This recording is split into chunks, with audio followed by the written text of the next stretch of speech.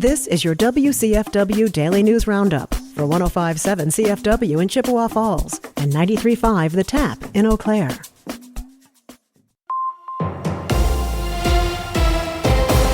105.7 CFW News, I'm James Kelly.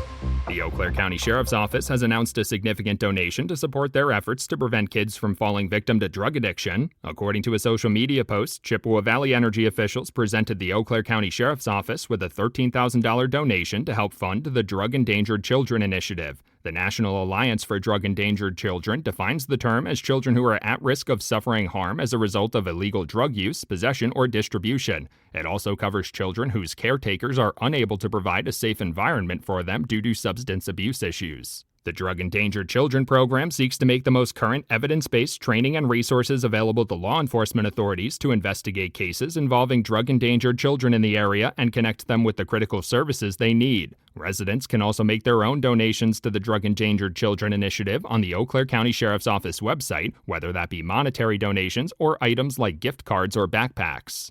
The United States Department of Veteran Affairs hosted a resource fair for Chippewa Valley veterans this week. The Veterans Resource Fair and Claims Clinic at the Chippewa Falls, Wisconsin National Guard on Tuesday sought to help veterans connect with a variety of programs covering a wide range of support services from healthcare to suicide prevention. The fair also gave veterans a chance to get screened for toxic exposure and featured information on what other military environmental exposures could qualify them for healthcare through the VA, as well as how to file that claim.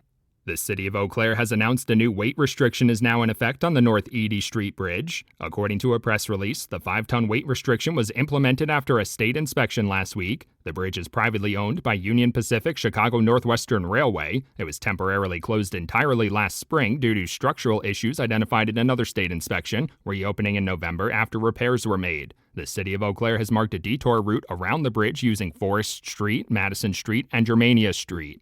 For 105.7 CFW News, I'm James Kelly.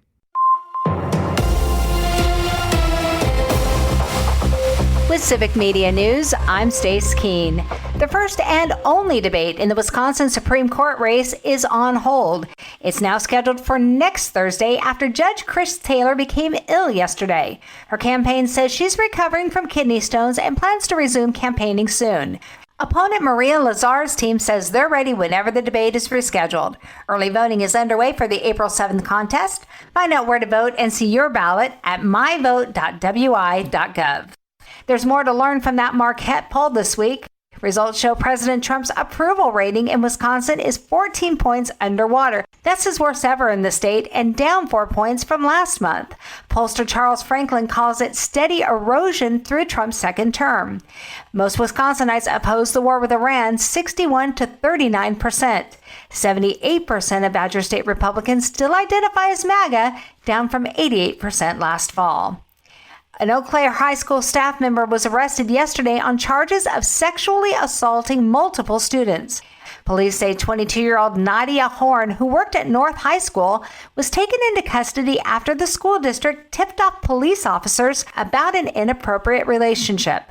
She's facing serious charges, including sexual assault of a child by a school staff person and second-degree sexual assault.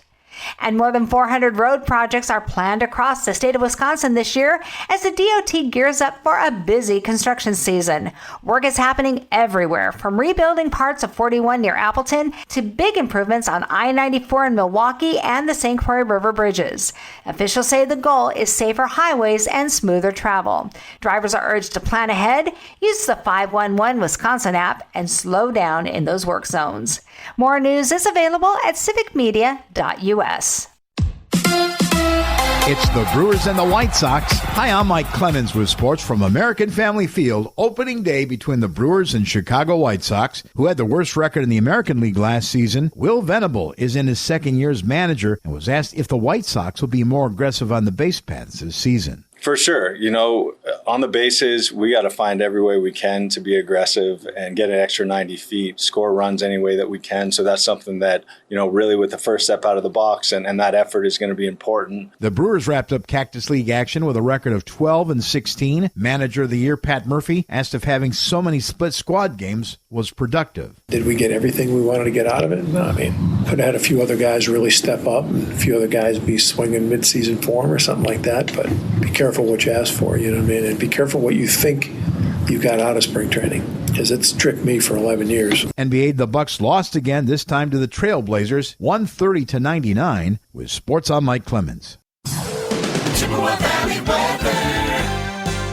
A few scattered showers today, mostly cloudy with temperatures climbing into the low to mid-50s by early afternoon, and then temperatures will drop a bit here through the afternoon. Tonight, mostly cloudy. We're going to drop to 26. Tomorrow, sunny with a high of 39. We will warm back up for the weekend.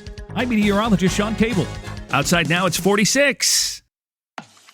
That's your WCFW and the TAP Daily News Roundup from Civic Media. Subscribe to this podcast on Spotify, Apple, or wherever you find your podcasts. Find more news at WCFW.FM or thetap.fm.